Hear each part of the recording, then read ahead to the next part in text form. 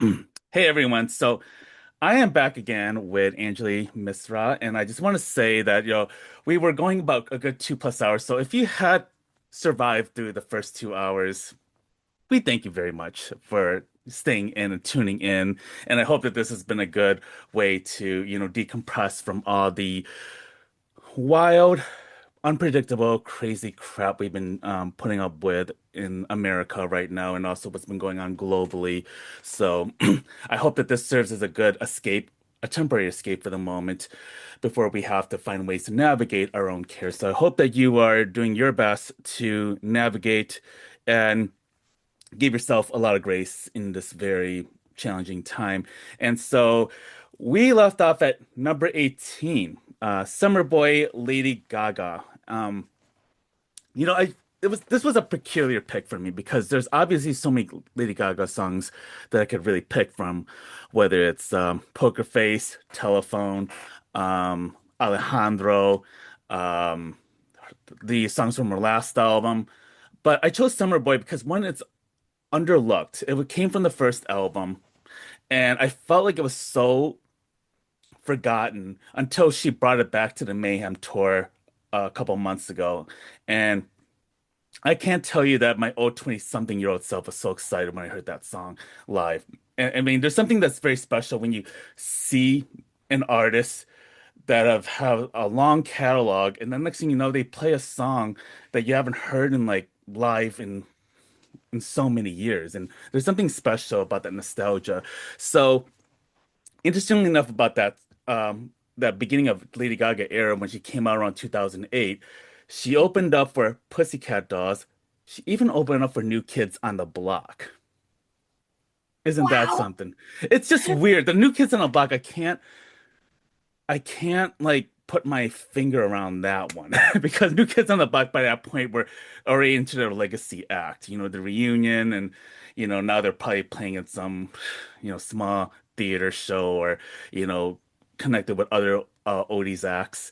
But Lady Gaga, like, this is before stardom. This is before her name became like an um everyday common name in pop culture. So, yeah, what are your thoughts about Lady Gaga's legacy? But also, what do you remember about Lady Gaga when she first came out? And how do you feel about her music over the last 15, 16 years? Yeah, I just like so appreciate you digging up this like you said, it's sort of a deep cut. It's sort of Hmm. this like underappreciated gem Hmm. from her whole body of work. And so yeah, I was like when I saw this on your list, I felt especially like, oh yeah, this is like an underrated song. And Hmm. wow, it brought me back because I remember being like she was on like one of those like tiny like 11 a.m. stages at Lollapalooza Oh, in yes. 2008. And like, had to do her own costuming and her own Hmm. like makeup and her own like hair and choreography. I wasn't at her particular I was at Lala in 2008, but I wasn't at her like particular Hmm. performance. But I remember like seeing her on the list and being like, oh wow, this like underground like club girl is Hmm. like making her way. Wow, good for her. And Hmm. now fast forward, like whatever, like Hmm. 18 plus years, it's like, wow, oh my God, like everything's changed. Yeah. And so yeah, like this like really like Summer Boy takes me back to like early Lady Gaga. Um and I don't know, I think because like I feel like in a lot of ways like those early 2000 like late 90s early 2000s like pop divas, because I grew up with them, I have like this maybe misplaced, but like weird sense of like sisterhood with them where I'm like, oh, I grew up with them. And Hmm. so like seeing their highs and lows and like seeing their shit in the tabloids and seeing like, just like their like live foibles and interviews gone wrong, interviews gone well. I don't know, for better or worse, like I grew up with these people. Like I grew up with Lady Gaga. Mhm, mhm, And so, yeah, I don't know, it feels like upon reflection, like seeing her career where it's at now, I feel like a lot of like I'm proud of her, you know? mhm, Like it could have gone so many different ways, right? mhm, Could have gone sideways. mhm, And certainly like as humans, like we like have our tragedies, we have our like personal dramas and things like that. But when you are a pop icon, it's all on display. So for her, I think she has like weathered it with a lot of grace and you know, whether that is a testament to, I think it's a combination of things, right? It's a combination of like her being like a grounded person and like maybe like surrounding herself with like really good people. Um, and and also like being lucky, quite mhm. frankly, Yeah. to be surrounded by good people because you could be like Britney and Mhm, like not be surrounded by good people just because mhm, like that's your family and like you can't choose your family and that kind of thing. And so yeah, I think about that a lot when it comes to Lady Gaga of like, you know, you are special, you're talented, but in a lot of ways it was a combination of like talent, luck, and mhm. timing. So Yeah. Yeah. I mean, I this was really my first t official time seeing Lady Gaga like last year with the Man Bar. It was such a phenomenal show. I mean, I think that I get very particular when it comes to seeing live performers, and she fits the bill along with the Beyoncés, the Madonnas of the world that not only have like a long catalog, but can really that really know how to turn an arena stadium show, like use mhm. every inch of it, thinking about the spectacle of nature of it all, Yeah. and while not losing the intimacy with the fans, which Gaga's known to do. She tries to be very personable, which is a very hard thing to do these days, especially in this day and age, when you see Chaperone pushing back hard about the fame, when you look at Britney Spears and the consequences that she's had to deal with. Um, I say like to me, she's like one of the few uh current pop stars that are still elevating their game and Right. keeping themselves very current. And she's gonna be a fixture for in the many years to come, and when she hits the legacy circuit era of her career. So yeah, let's go to the next one. Great. So 19 would be Losing You by Solange. Now, Solange has always been kind of an enigma, musically speaking. She's always been kind of under the surface, has to live under the shadow of Beyonce, her famous older sister. But, Solange over the years has become a very highly credible indie artist and has made some incredible albums, even though it's been kind of a while since she's released any new music. But Losing You, to me, this goes back to like 2012, I believe, and even though the lyrics are very sad and it's about a breakup, it is such an upbeat, uplifting song, and it's one of the few uplifting, upbeat or up-tempo Solange songs because most of her songs are very chill. It's very neo soul. It's but every time I would hear that song, this gets played up on my radio, in my car stereo, like to a 10, and it's such a joyful song for me to like to really take in, and yeah, I feel like Solange is one of those artists that is severely underlooked in terms of what she has really put out artistically, but also at the same time she has proven that she can step outside of her shadow, outside of her own sister's shadow. So there's a lot to be said that she is in her own lane and Yeah. that she does not feel like she has to like rely on her older sister to carry her. Like I think Solange is a person that really stands on her own. And this song itself is a masterpiece. And the music video is is beautifully done. I have seen the live performances of that song, and boy, her dancing and the way she's in sync with her band. Yeah, I love it, all of it.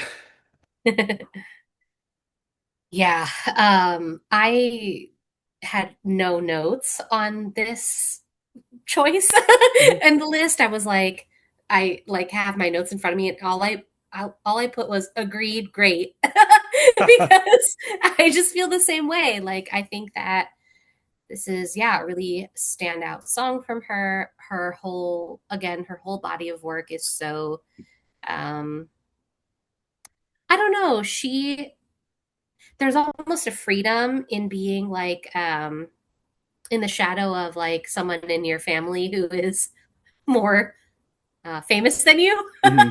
Like, I feel like she had then the creative freedom to do a lot of things that like maybe Beyonce couldn't do. Hmm. And she took that and ran with it. And so, I think about like I hate to say this, but yeah, I do love Solange's work more than You're not the only Beyonce's. one. Oh, you're not the only Yeah. one that said that. Yeah. And so yeah, I just feel like again, we can't control like our birth order or whatever, like anything like that. I'm a little sister, so like I also feel a lot of affinity for Solange, like constantly being compared to like your older sibling or like, you Yeah. know, like we didn't choose it. And I love my sister and like we have a very close relationship, but it's something to be said about like how Solange like because I'm thinking about like you see these like videos online, right? Of like Hmm. um the the Knowles family like doing choreography in the living room, Hmm. and they're always like Solange and Beyonce having to do choreography together, and like Solange is littler than Beyonce, so Hmm. like she's not as her brain is still developing, so she's not as like able to like do the choreography as well. And so yeah, I just think about like if you're growing up and like watching your older sister like join Destiny's Child, become a fucking global sensation, and then you yourself are like, well, I want to be an artist. Like, what does that look like for her? Hmm. And so I think that like she brought as much grace and humility as she could to Hmm. her craft. And I don't know, man. I hate to say it, but I feel like I respect Solange more than I respect Beyonce. No, I mean, I'm not gonna let the beehive attack you like that, but like, but honestly, I think that this is a person who has really cemented herself, especially in her lane and what she has done, what she has contributed, and also like when I think of sibling rivalry, I think of Janet and Michael Jackson, and when I think of Janet, like I haven't said it very often, but I really do believe she's a better dancer than her brother. I know that people will, you know, have their pitchforks right now as we speak, especially with the Michael Jackson movie coming out. But I feel like that with Janice, she puts in more effort into her choreography. Michael's is more memorable, but Janet's a lot on technicality. It's incredibly difficult to master. I mean, how can you master Rhythm Nation? How can you master the If choreography? How can you master a lot of the wild techniques that she has put up for years. So Yeah, yes, and yeah. also I prefer her discography a lot more than her brother, which not everyone's gonna like that opinion, but I hold to that. So, but nothing Yeah, wrong with it. Nothing wrong with it. here we are. Yeah, and the next one would be Humble by Kendrick Lamar. Mhm. Now talk about a banger. Talk about raising the volume up. And, Kendrick, for the past 15, 16 years has really been one of the most respected and critically acclaimed MCs. I mean, there are old heads that have, said that, well, he's not on the level of Tupac nor Notorious B.I.G. or some of those folks. And you know what? it's hard to compare that, especially since Tupac and Notorious B.I.G. Died very early in their career. But for Kendrick, fortunately for all of us, he is still here and he's still thriving. Um, like when when people think of Kendrick Lamar, they think of his beef with Drake and his infamous "Not Like Us" song, which, has won many awards. And probably put the nail in Drake's coffin at this time, unless Drake comes out as a vampire and tries to stay alive, which I hope he stays in that coffin.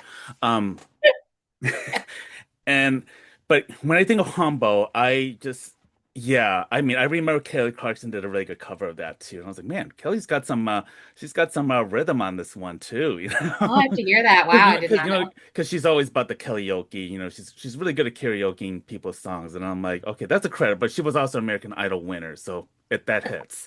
Um, but Kendrick has made some very socially conscious music over the years, and oftentimes has been overlooked by the Grammys, especially for the big awards until the most recent album cycle.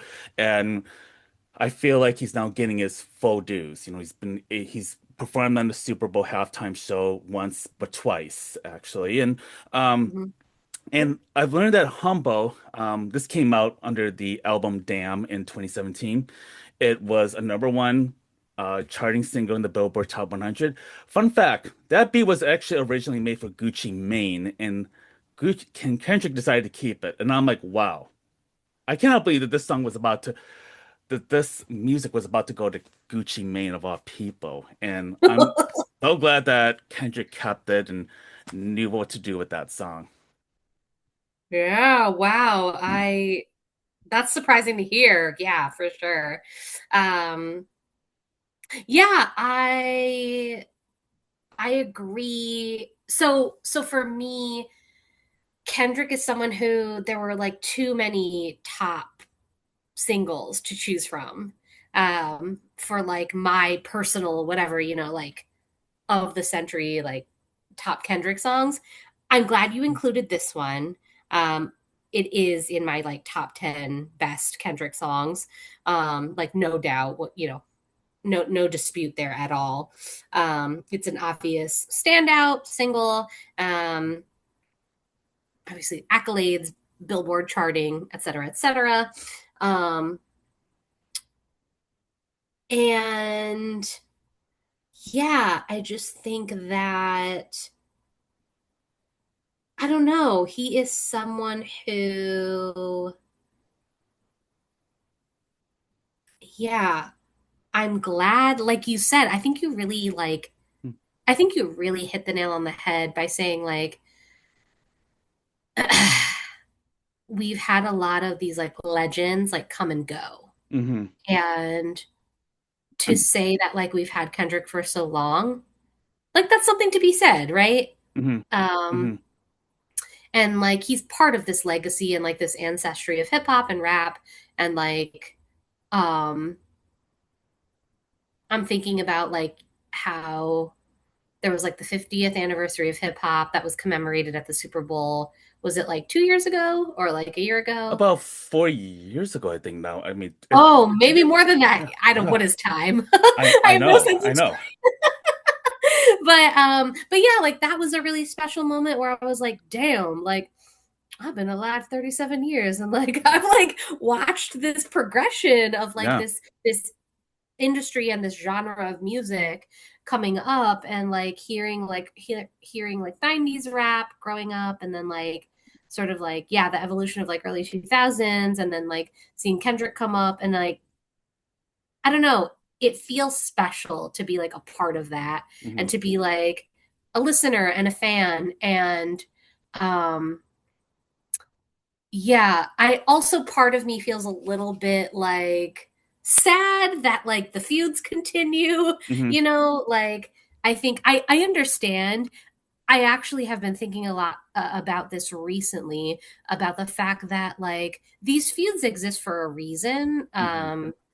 I think part of it is a way to um air out grievances that otherwise would be co-opted and like Hmm. what's the word? Um tucked under the rug by white supremacist capitalist Hmm. bureaucracy. Yeah. Because like at the end of the day, these record labels are owned by like these white capitalists and have been for the last like 50 years Mhm. or more. And so I was watching like the Diddy documentary, and I Yeah. was watching about how like you know folks got bought out and folks got like undermined by these like massive record labels, and it created this very volatile culture where a lot of bad behavior was excused, and certain bad behavior was excused and certain bad behavior was punished. Hmm. And I feel like if you fast forward whatever 30, 40 years to now, like I feel like newer younger rappers are not like allowing that to happen. Hmm. Like to a certain extent they're like, no, we're going to air our grievances in public, and like we're not going to let people, yeah, we're going to be like a little bit realer Mm. about what's happening behind the scenes. So I don't know. I don't know if I that's like a good take or a bad take. I don't know. No. That's my take. So yeah. Yeah, and I I think will it, just say like I'm proud of Kendrick Lamar. yeah, I mean, I'm really glad that he, especially since like the like where hip hop is now, like I feel like he's been really carrying that torch. Yeah. And I don't really see too many people that are come up and coming. I mean, I could be very wrong. Maybe it's me being like an old head that has kind of been stuck in the air in the past. But I feel like, his name comes up so often. I mean, I got to see his tour with SZA last year, and it was such a beautiful spectacle. I don't really attend many hip hop concerts, let alone in arenas, Mhm. or stadiums, I should say. It was at Soldier Field, and you Yeah. know, like it's not common for hip hop artists to like perform in that size of an arena because Yeah. of what it requires, and also the staging, and like when you're performing in an arena, you got to have like all the bells and whistles, and but it was done really well. I mean, really enjoyed it. And yeah, let's go to the next one. Another hip hop, uh, another hip hop legend, Outkast. I chose the song Roses, which came from the Speaker Box Love Below album in 2003. This song had Hey I Like the Way You Move. And this was also a double solo album that Andre 3000 and Big Boy made on their own, but combined it as a double album. And this album has been like such a pop cultural phenomenon. I mean, you see the turn that Outkast was making with their music, with each progression, specifically with Andre 3000, where he was becoming more uh, tapping into his different curiosities. He's a fellow Gemini, and he has been a person that has never been afraid to really be bold, artistically, and also what he does with his fashion statements, his creative side projects he's been working on. Um, Outkast has been away from, touring and from making music for well over a decade. And, Andre 3000 came back with his flute album like about 2 years ago. I fortunately was able to meet him in person for a Q&A when he was promoting his jazz or his flute album, I should say. And, I saw a very different Andre 3000 who was very introspective, cerebral, incredibly thoughtful. I asked him like two questions. I know one of them was about his creativity and how does he find inspiration to tap into it. And like he said, like, yeah, like anywhere I touch, anywhere I go, I feel like there's something that I need to tap into, like that there's curiosity that I need to look after. And this is a person who's very unconcerned about what his old fans think. He's very unconcerned about what his peers think. A lot of his own hip hop peers like were pretty much confused by his decision to do a flute album and then followed by a piano album, and like, are you ever gonna come back to MC? And I think that really tells you about his own progression.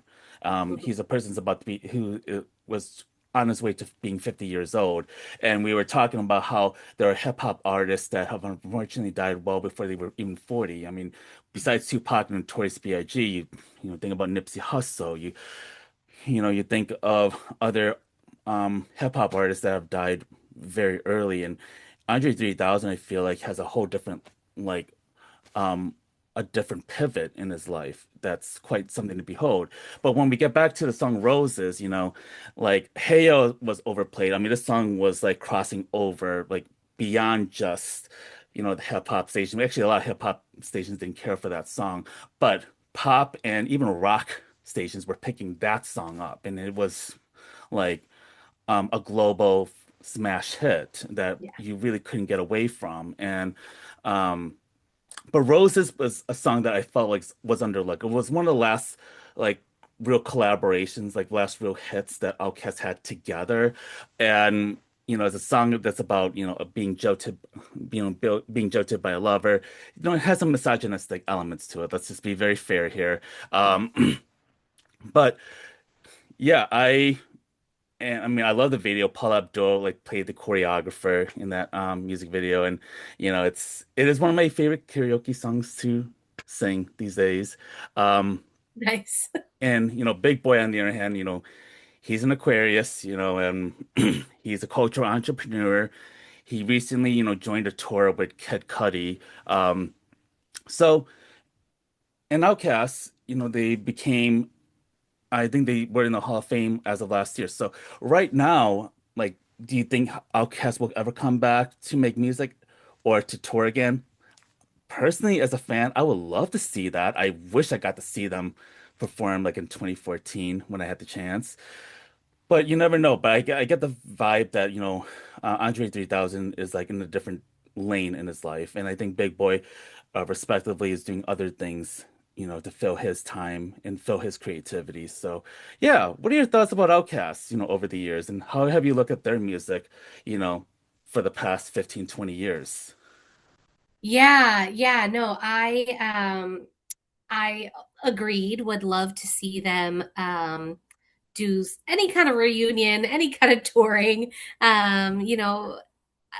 Grew up listening to their music and totally like agree, like they totally earned the Rock and Roll Hall of Fame induction. I watched the induction ceremony and it was like really fucking cool, like really powerful, quite frankly, because they're like pioneers of the genre and they're so talented. Like Big Boy and Andre 3000, like super fucking talented. Hmm. Um, yeah, just have admired their work like all of my life, and as like an avid music fan. Um, and yeah, I get where they're at, like whatever, creatively. I think that like because I follow them, like, Hmm. on social media, um, I think that like they're at a place where uh they're doing their own thing. Like Big Boy is, he's producing, he's been producing all this time, but Hmm. um is like more committed to that. And then like, Andre has all of these like other projects and like productions that he's a part of in projects. Um and so I respect that. I think like again, it's this like millennial nostalgia in me that's Hmm. like, oh, I would love to see, a Hmm. reunion tour and like selfishly. Hmm. But I've also had like bad experiences with things like that where Mm. I saw Bob Dylan when I was a teenager. Oh no, I'm sorry. Yeah, thank you. You get it. You I totally have never 100. seen I him, but didn't. a lot of people have complained about him. Like he'll go on for 3 hours and just kind of mumble and jumble for like that long, and you don't even know where this is going. But I'm curious about your experience with Bob Dylan as a teenager of all things. You just said it, Randy. Like, Oh. yeah, that was the experience. I had all of this built up anticipation and optimism and like, oh, this is going to be this like watershed moment for me as a young person who like, like I dabbled in like playing guitar Hmm. and like songwriting, and I have grown up like singing all like as a hobby all of my life. And so as a teen, I was like, and like I took my little brother, like Oh my we gosh. like, because he played Summerfest in Milwaukee, Oh, and uh-huh. like that's where we grew up. So I was like, oh, we're gonna go, and it's gonna be this incredible, like whatever, like coming of age experience. It was not. It was Wow. like, yeah, it was really again the mumbling and the like incoherent. We didn't know what song we were listening to until like halfway through the song. Wow. Yeah, that's how bad he was. And at He the probably time, he wasn't he was probably wasn't making any eye contact with the audience. He does not strike me as a person who likes to engage at no, all. he was in his 70s at the time, and now he's in his 80s. And so, like, God forbid, we don't even know where he's at. And he's still performing, which is weird. But anyway, Hmm. so that like scarred me for life from seeing my heroes. Oh dear. So now I'm like, do I need to see Outcast? I love them. I've loved them all my life. Let's leave it at that. Let me not Mhm.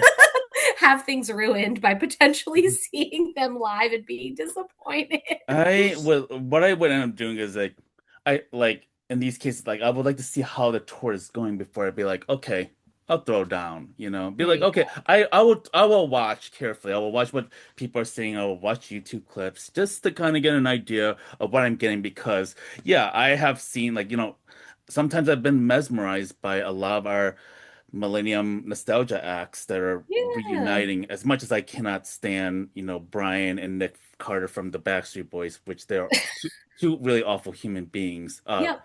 which I will not get into. But That's another yes, episode. yes, and like the back, like look, but they are having their phenomenon with Hmm. the with the reunion tour in Las Vegas at the Spear, but. Yeah.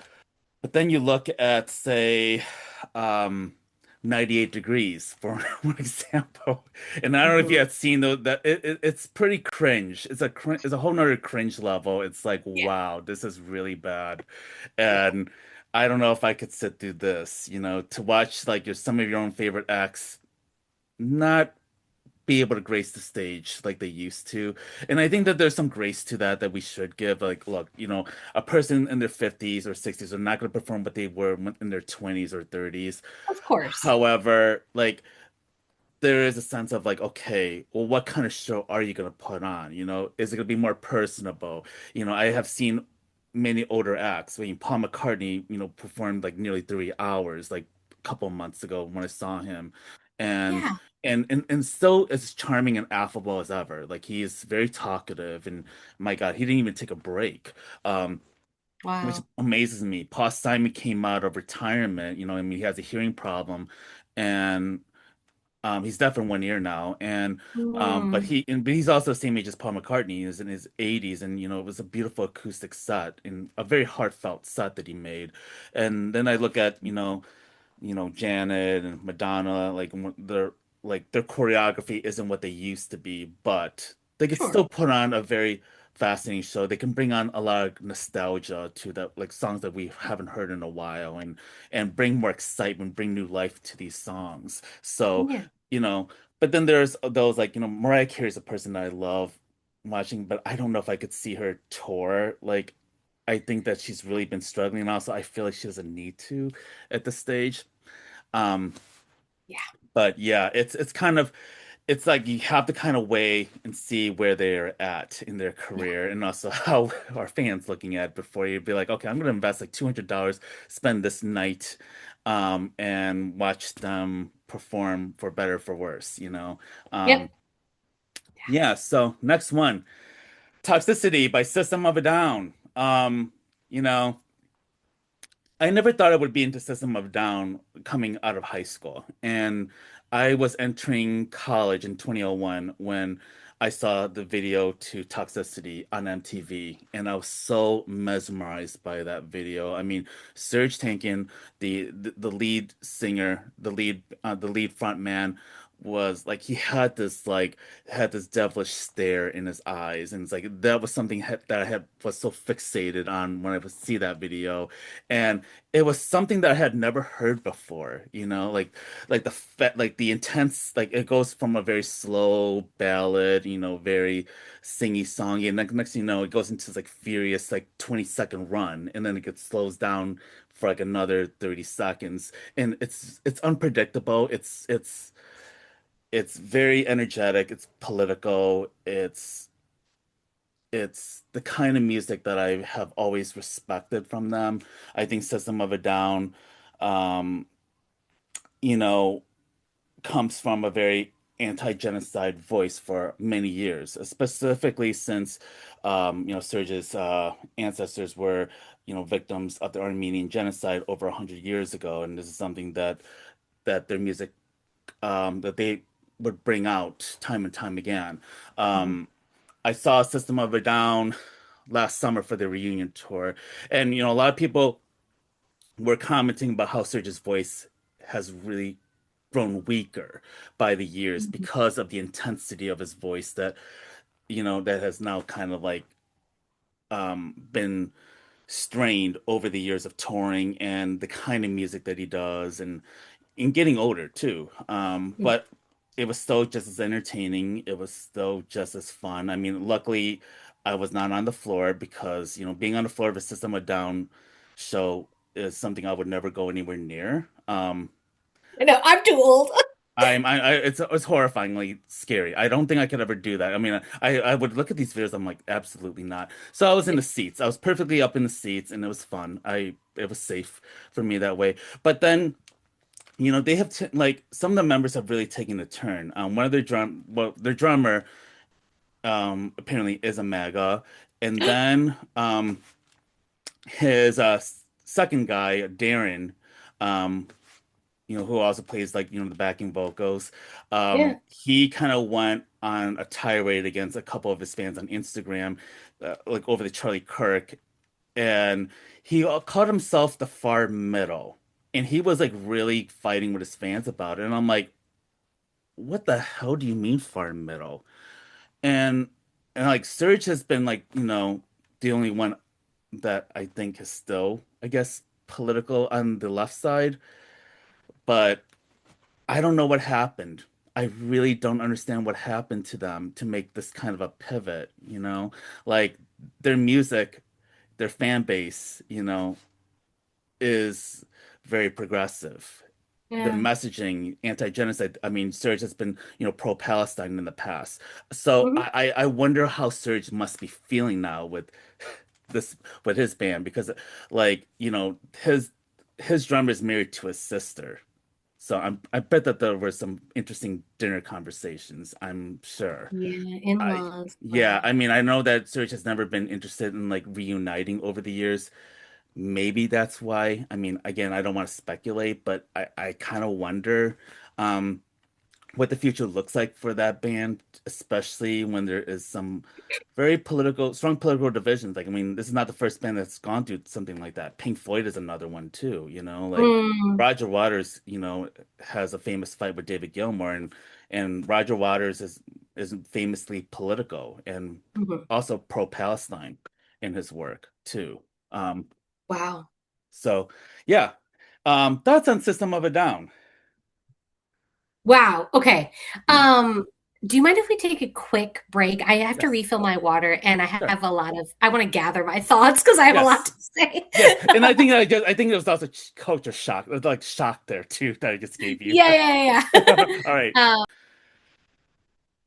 But yeah, like what are your thoughts about System of a Down? And I know you're processing this shock as I'm telling you about the political turn of some of its members. yeah, unfortunate to hear Mhm. that members of this band who I think like again, like I grew up listening to and like feeling very um attached to like their outspoken progressive politics and like quite frankly like their radical politics, hearing that they're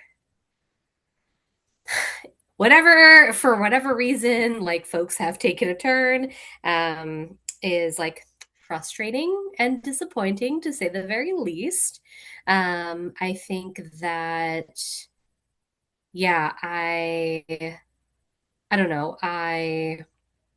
Yeah, like as a teen, definitely listened to this album. That I forget the name of the. I think that was the album called Toxicity or whatever the No, it album. was I know I keep thinking it's Chop Suey, but gosh, let me look this up because I'm drawing a blank at the moment and I feel like I should, really should notice, especially since I also listened to them quite a bit in the Yeah. past. Let's see. No, no, da, da, da, da, da, da, da. Okay. Oh, it's actually Toxicity. You are correct. It is Toxicity Okay. 2001. They had a debut album in 1998 and which is their self-titled. Okay. Yeah. So I'm like trying to like piece my past together as we're Mhm. talking. But in 2001, I was a 12-year-old kid. I was in Mhm. middle school. Um, Fucking 9/11 happened. Mhm. It was like the Bush administration. Mhm. I was like a brown kid in a predominantly white, um, literally like 99.9% white, Wow. conservative, Christian, My goodness. borderline rural suburban neighborhood in like Wisconsin. Wow.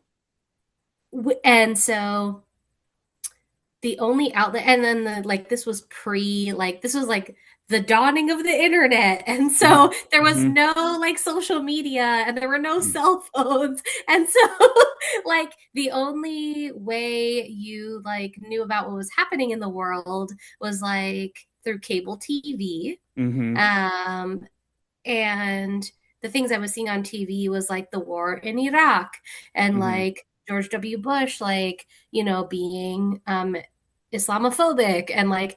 everyone being Islamophobic and Mhm. anti-brown and anti-black.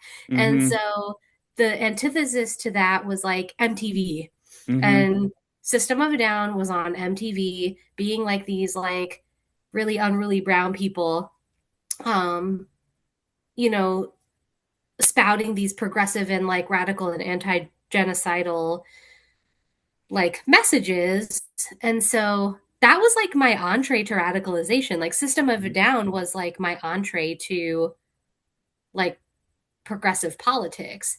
And so like I don't know, I carry that with me like now in my like late 30s.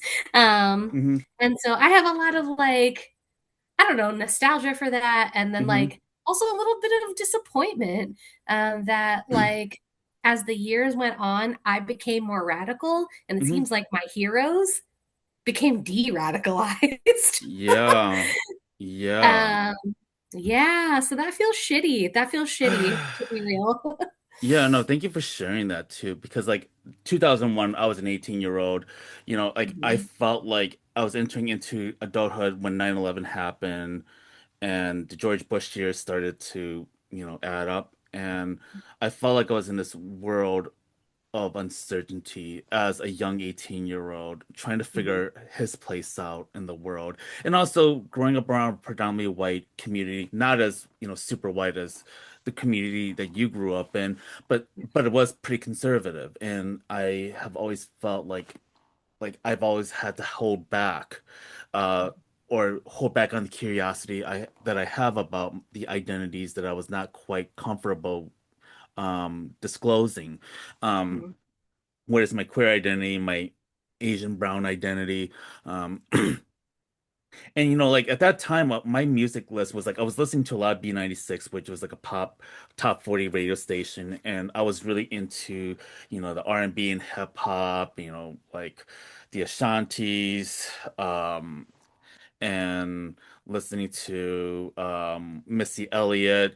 But Yep. System of a Down was probably one of the very few rock acts that that really got my attention during that particular period of time. And for years, I was always mesmerized by their catalog and their presence and what they stand for. And yeah, to your point, like I think that there is a lot of disappointment. Like this past year, I feel like I've had to do an audit of the people that I've enjoyed listening to over the years, who I consider to be, I guess, quote unquote heroes, and how much I have to like really divest away from the celebrity culture of it all, you know? Like where do I want to put my energy towards? Like is it like as we were talking about Beyonce earlier, like, previously, like, is it worth spending $500 for a ticket or like $100 or $130 on a hoodie? Is it is it really does it really make sense to like invest in people who really don't have our best interests at heart, especially when there's communities that are really getting eliminated? So Mhm. I think that, yeah, there's been a lot of artists this past year that have really disappointed me that I've had to scale back on. And I think it's kind of making me think, especially now that I'm in my 40s, like, okay, I feel like maybe I'm old enough for this, like I kind of need to get past this period and start to, be more pragmatic about my own taste and my own viewpoints of how I view these artists, and view like people that are considered heroes, like we're dealing with it now with the Cesar Chavez aftermath and how we reckon with, his legacy now. And so I think this is definitely a continuing conversation, and I wonder what the future of System of a Down looks like moving forward. Are they going to continue performing as a band at this rate, or is Serge going to continue working on his solo efforts? Time will tell, but I think right now, like, some of the political turns have been shocking and unfortunately very disappointing. I guess maybe not as shocking as I think about it. Um. So Yeah. let's go to the next one. Cool. I chose Stay by Rihanna. Finally we have Rihanna's song, and you know, this song I feel like has started to become forgotten over the years, even though this song was a huge hit in 2012. This came from the Unapologetic album, which, followed right after the song Diamonds, which was a huge smash hit and one of her signature songs. She played this at the opener of her Anti-tour, which is a peculiar choice to start out that song because it is a very heartfelt, vulnerable, and soulful ballad. Prior to Anti, the album, like this particular album and that song was showing the continuing confidence and the maturation of her voice.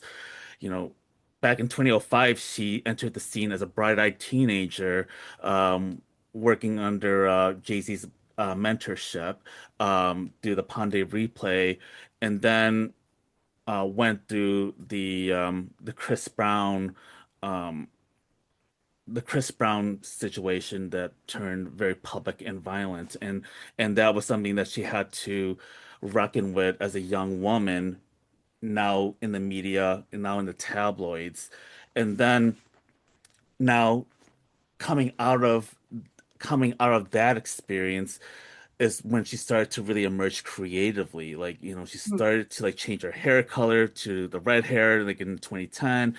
She started making more songs with deeper meaning that felt more like her, and she started becoming more confident in her own presence, in her own wardrobe, in her own identity, and there was an unwavering confidence about her. But this particular song, like, you could really tell, like, she was really starting to become more vulnerable in her music. And I mean, I look back with that song Stay, which, she performed with Miko, I believe. I could be wrong with the pronunciation, Michael or Miko. Um, Mhm. but it is such an enduring hit. It's such an enduring song, and it's incredibly, incredibly beautifully done. Yeah. I have so many feelings about this. Uh-huh. um, yeah, your inclusion of this song. So, again, my note on this, like inclusion of Stay Rihanna's song, like I in all caps was like agreed. Hmm. Like this is this is the song of hers of the century. Um, yeah, and I don't know, I was just Googling really quickly about like her era and like the Hmm. time that this song came out. Um, yeah, 2012 was wild, Hmm. right? Like so much was happening. Um, Hmm. She was at the peak. She was at the prime. She was entering the prime of her musical career. yeah. And I almost feel like was she a little bit like sabotaged by Mm. everything that was going on with her personally? Because obviously like she has blossomed and like her career Hmm. has like gone on year after year. And now fast forward 14 years later, she's doing great. Hmm. Like no doubt. Financially. Oh yeah, financially, yeah, she's not hurting. Yeah, she's not hurting. Um, but I do think that yeah, this was an era in her career where I was like, again, this is an artist I grew up with, and Hmm. so I've like loved her music all of my life. Um, but I'm like more putting myself in the place of where I was at when I was listening to her Hmm. music at that time, and yeah, it felt very like I felt for her. Hmm. I really felt for her at that time. I was in grad school when this album Hmm. came out, and I was doing my gender studies Hmm. degree. Hmm. I was doing my master's, my graduate degree in gender studies, and so this album came out. She was on tour. This whole like horrible shit with Chris Brown came out. Hmm. And I actually ended up writing an op-ed in the school newspaper, like at my university, Hmm.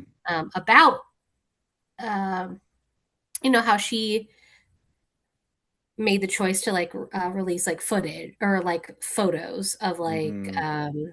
like the post Hmm. encounter with Hmm. Chris. Like I think they had a fight in a car or something like that, or like it was like a semi-public Yeah. encounter. And Hmm. so she was like, yeah, like I'm pressing charges. Um and I was like in my early 20s, so I Hmm. don't know. I like wrote an op-ed for the school newspaper. It got published and it got like a lot of backlash Hmm. actually, which is like weird and I don't know, I'm like maybe still Hmm. reckoning with that Hmm. because the internet is forever. So like you Hmm. can probably find it. I haven't searched it in Hmm. like all these years, but I remember writing like, oh, people like Chris Brown are like an endemic, and like people like Chris Brown are a symptom of like a like this culture, and like there can Hmm. be no rehabilitation.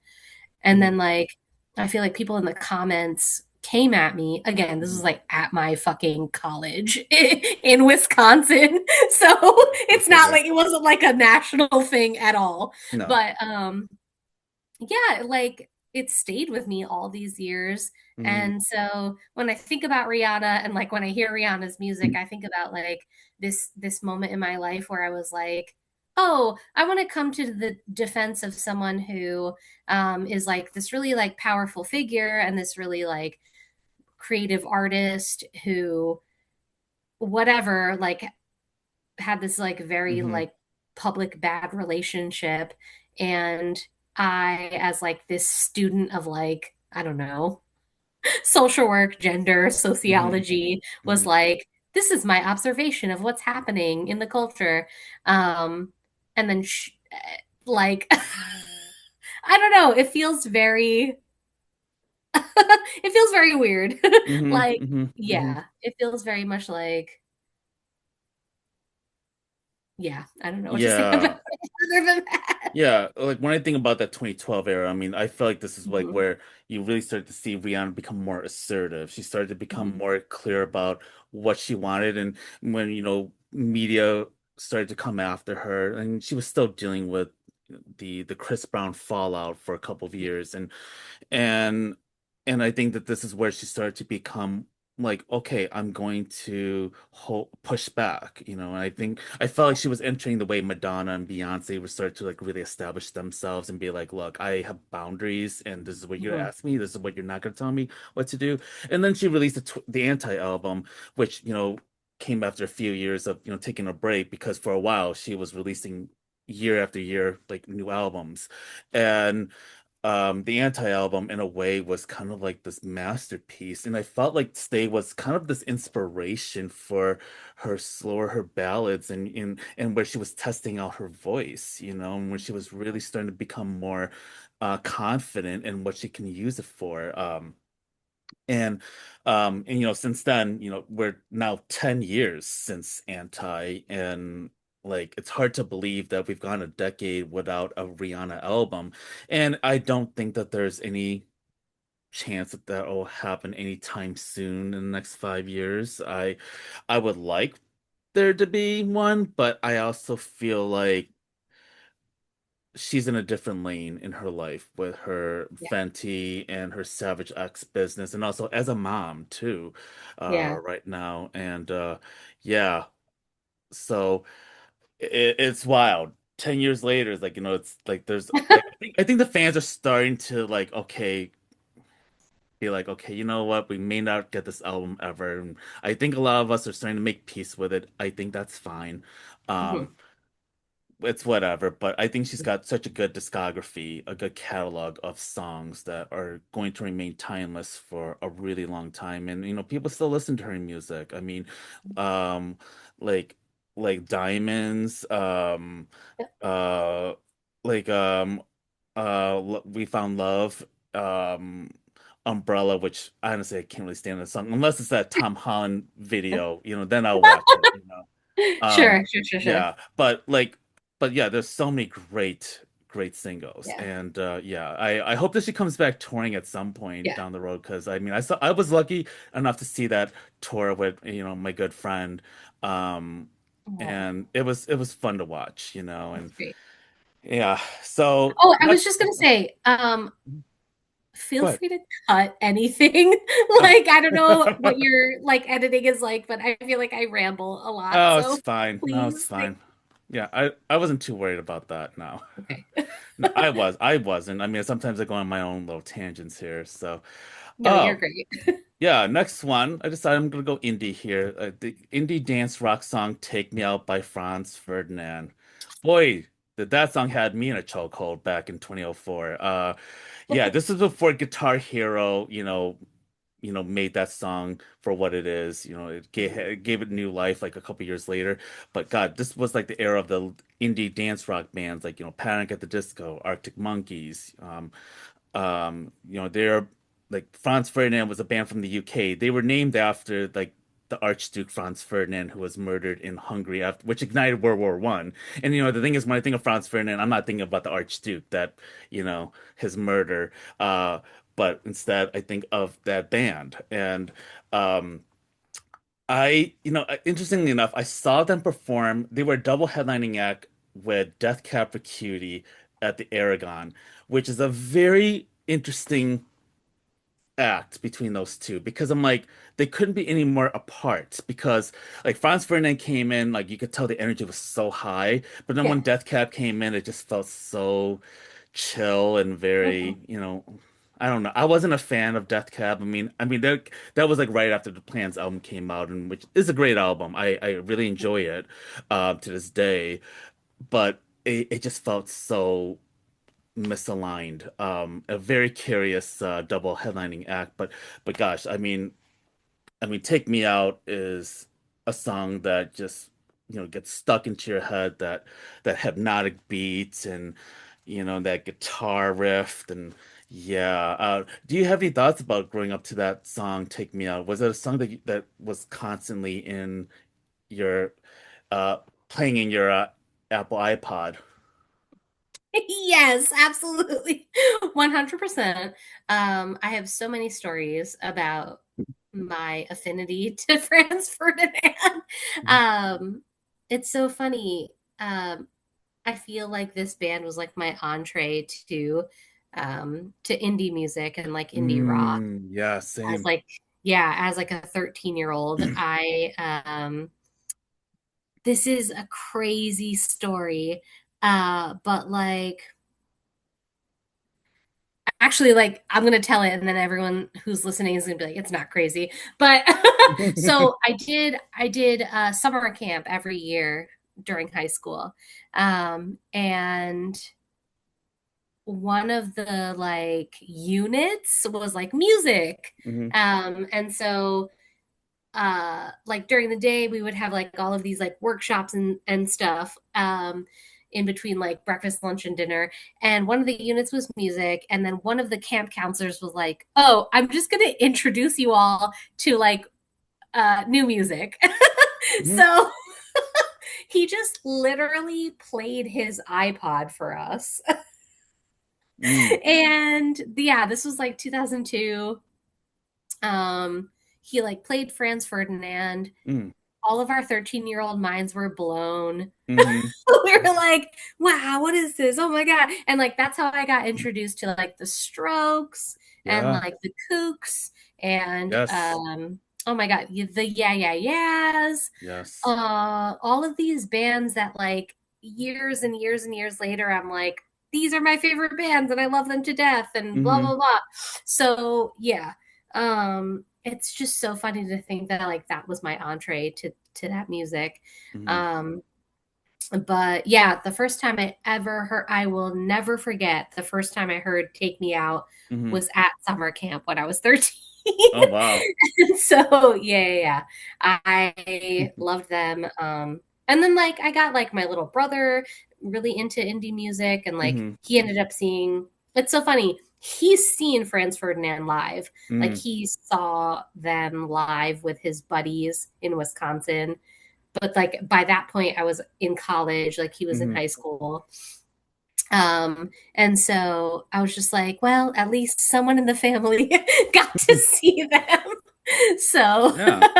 but yeah, I still love them till this very day. And um, yeah, I think this is their best song. Let's be honest. Like Well, easily they're a great band, but this is their most champion recognizable song. song. And Yeah, it's yeah, interesting because around 2004, that was also when I started to shift more into my hipster indie rock era, there you throughout go. the rest of my remaining years in college. And it's like I was turning away from like, the top 40 pop R&B hip hop era to, listening to them. And God, like, yeah, I was listening to Death Cab for quite a bit too.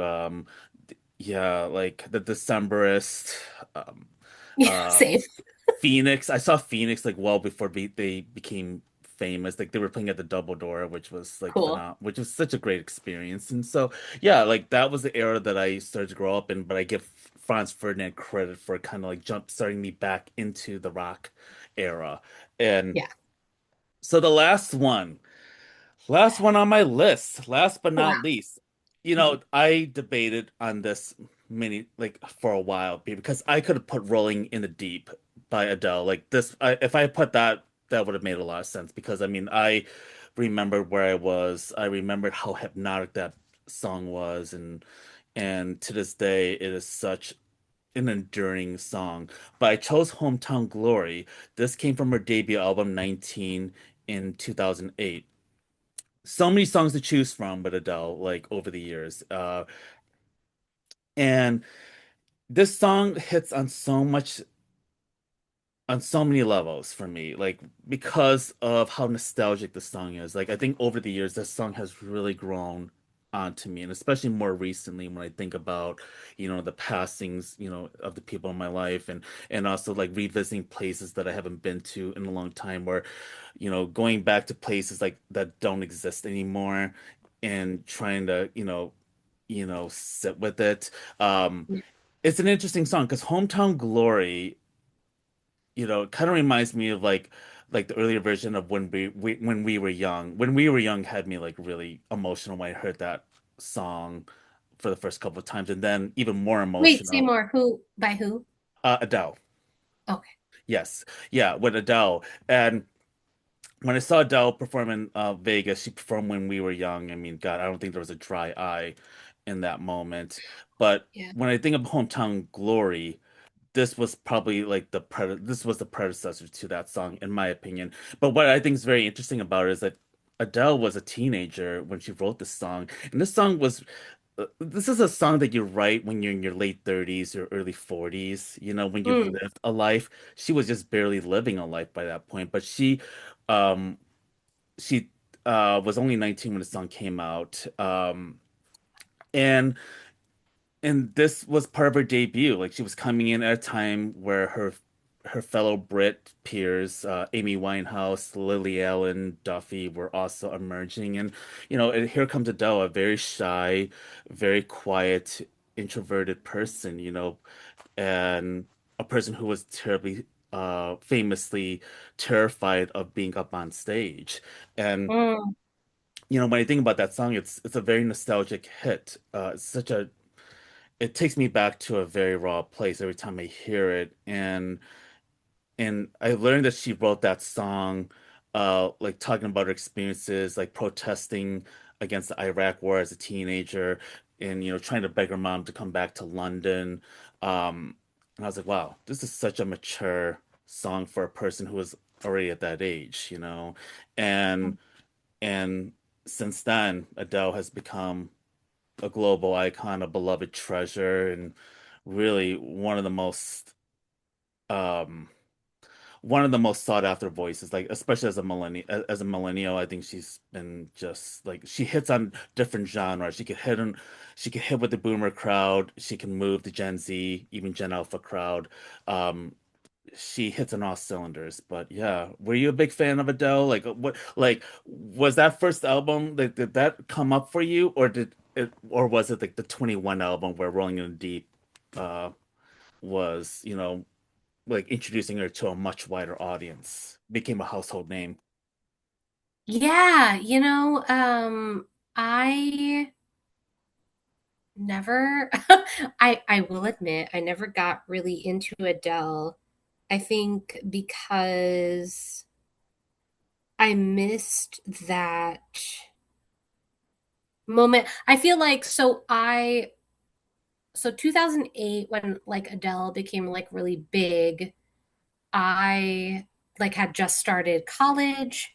I was like really getting into like the indie music scene, or rather like getting very like deep into the indie music scene. Um, and like I honestly like feel like I didn't get into Adele until years later, like a Mm-hmm. couple years later, um, maybe like 2, 3 years later. Mm-hmm. Um, but then was like very appreciative of her talent and her skill and her craft, and was just like very impressed by Mm-hmm. her work. Um, and so, and then like realizing then, like years and years later, that like, oh, she was like a contemporary of mine. Like, Mm-hmm. I'm, I don't mean to say that like I'm like someone who Mm-hmm. was like, oh, I was wanted to be a pop icon. Mm-hmm. No, I just like I like singing as like a hobby, Mm-hmm. um, and like I love doing karaoke again as like a pastime and a recreation. Mm-hmm. I'm again, like in my mid 30s, I'm not trying to be like a singer or anything or like a pop icon, but yeah, I have like singers that I admire, and like Adele is certainly one of them. Mm-hmm. And so, yeah, I think like looking back in retrospect, I'm like, we're close in age. Like Mm-hmm. she, hearing you like share more about her history and about Mm-hmm. her like Mm-hmm. journey, as a performer. Yeah, I don't know. Like I feel for her, and I Mm-hmm. feel like, yeah, I I've always really loved her music. Mm-hmm. So, yeah, I get it. Yeah. Um, yeah, Yeah. I felt like I couldn't end this list without having an Adele song, because I feel like she absolutely. has been such an enduring voice for the past 25 years. Like I Hmm. don't think there's been a voice like that in quite some time, or at least Yeah. currently speaking. And yeah, I mean, she's also the person who keeps people waiting too. I mean, she'll disappear for a couple of years and reemerge. And Mm. it's kind of funny because her last album was released like nearly 5 years ago, which I can't even believe it's been that long. But when I saw her in Vegas like a few years ago, I it was such a beautiful, beautiful experience. Like there was one part when when the song "Set Fire to the Rain" came on, like the stage was like you could see the rain coming down, and then there's a piano, like, and then there's the fire, the flames that were lighting up the piano, and you could see the piano like falling apart, and I'm like, oh my gosh. Like how many pianos does she have, for this tour? For this Yeah. residency, but I mean the venue, the sound, the AV. I mean, it was such a great experience. I mean, like this is not a stadium we're talking about. This is just a small 5,000 seat theater, That's which cool. was to her liking, and those tickets were in high demand. I know I paid an arm and a leg and flying over to Vegas to have that experience, but yeah, but yeah, and more power to her. So there are some artists that I haven't even brought up, like Aaliyah, Janelle Monáe, Lenny Kravitz, Maya, Mariah Carey. Surprisingly, I know that some of my friends are going to be shocked that I didn't include her on there. Harry Styles, "Adore You" is really one of my favorite songs, and I hate the fact that I had to leave that one out. Um, yeah, and I know my friend Jung's gonna be like very disappointed in me about that, because they are a huge Harry Styles fan. But Yeah. The Weekend, and also like apologies to my Latin music listening friends. I would have loved to have put Shakira on there. I would have loved to put Bad Bunny or Karol G. Sorry about that. I really apologize for this. Don't hate me.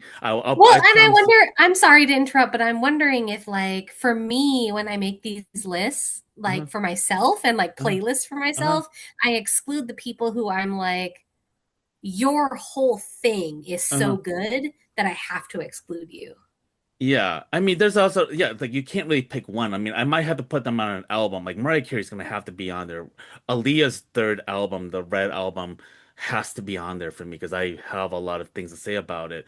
Mhm. Um, Shakira, I mean, as much as I hate "Hips Don't Lie," the Waka Waka song, and "Underneath Your Clothes," there's some bangers between some of these albums, and I'm like, yeah, there could be an album on there. I'll have to figure that out. That's gonna be my own, rabbit hole.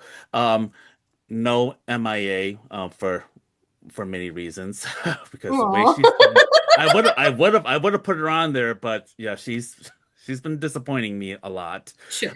Radiohead, that would have been typically been on there, but that might be Mm. more of a 90s thing, but also because Tom York is kind of a douche. But Yep. anyways, um Yep. I'm with you.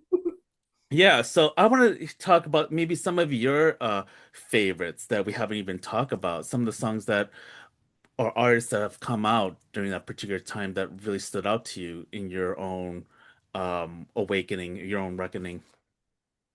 Yeah, I feel like I in preparation for this conversation, I really honed in on like your selections. Mhm. And so I was like, oh, let me be very responsive to like what Randy has provided and like what my relationship is to these songs. And I think like even in us like our conversations and preparing for this recording, I was like, oh, there are some things that I completely agree with you.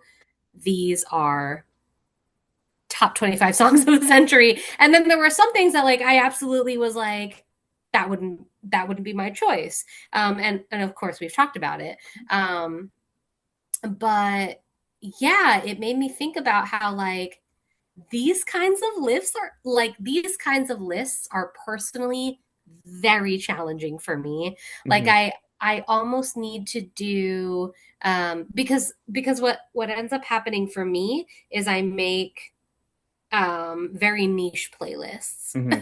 And so I end up having um yeah, I end up having playlists that are like, oh, this is my top 25 of this genre. This is my Mm-hmm. top 25 of this genre, et Mm-hmm. cetera, et cetera. Mm-hmm. Mm-hmm. So it's just too hard. It's It just too is. hard. Yeah. And I give you a lot of credit because like you did your due diligence and like you did your research and you did your historical archiving. Um and I I think it would take me a lot of time to get there. Yeah. I couldn't tell you how many times I kept having to pull the song out. Like if I pull out one song, then I start pulling out another five songs. And it's like Yeah. it was kind of like my own hellish nightmare that I was creating for myself. And I mean, when I get to the 90s, I don't know if I could do that for just one list. That might Yeah. have to be a genre. Yeah. We'll see how that goes. I'm not gonna torture myself quite yet. But Yeah. soon I'll have to like figure that out. But yeah, like what artists or what singers or what songs have we not talked about that are favorites of yours that you want to give light to? Yeah, I would say it's 25 years.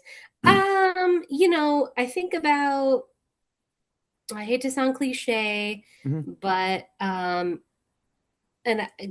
and the reason I'm saying that is because he's so in the zeitgeist at the moment Hmm. and like very much like on the radar, but Hmm. like Jeff Buckley.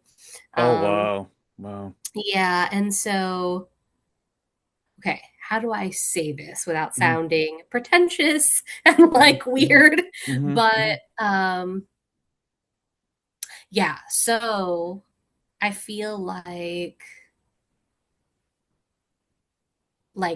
working backwards, Hmm. there's this new documentary film that came out recently, like Hmm. just this past year, Hmm. about Jeff Buckley. Hmm. And Hmm. it's this beautiful documentary about his like rise to fame and like him dying very young, Yeah.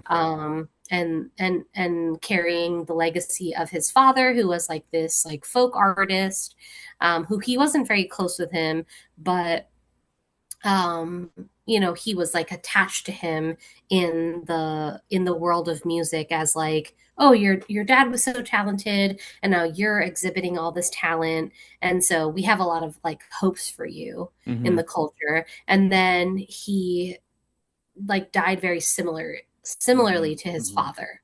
Hmm. um and then before he died, he like produced this really beautiful, incredible album that has like accumulated over the decades this cult like popularity, Hmm.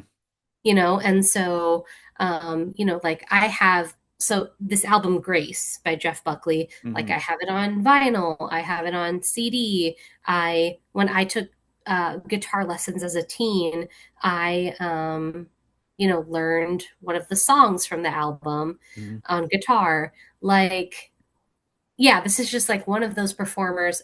You know, he had an affinity for like classical Indian music, and Hmm. like I grew up listening to classical Indian music as like child of Indian immigrants. And so Hmm. there's Hmm. all of these like connections and affinities and stuff where I'm like, oh, I love this artist.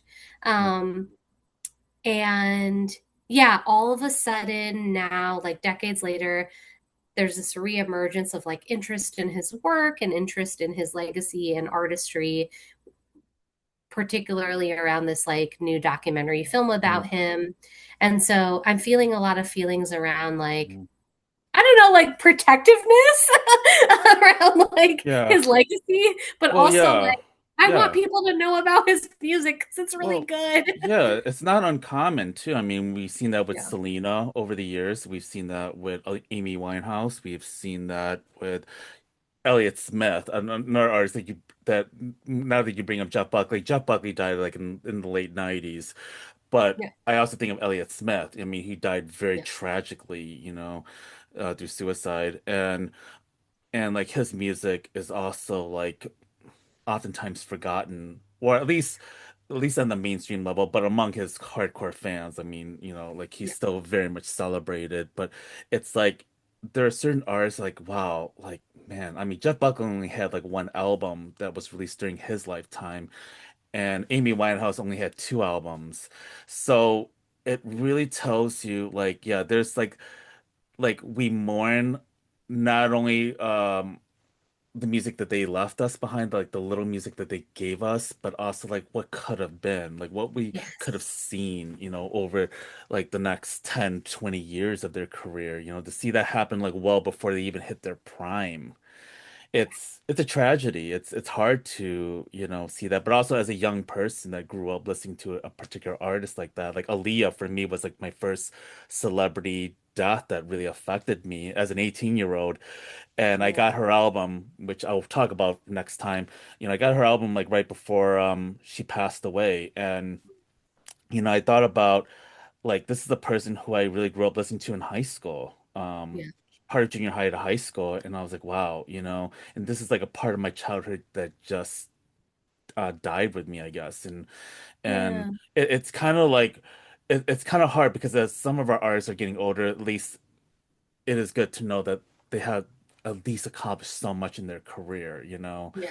but for young artists it's really hard, especially when they were around our age growing up. It's really hard to process like this could really happen in Yeah.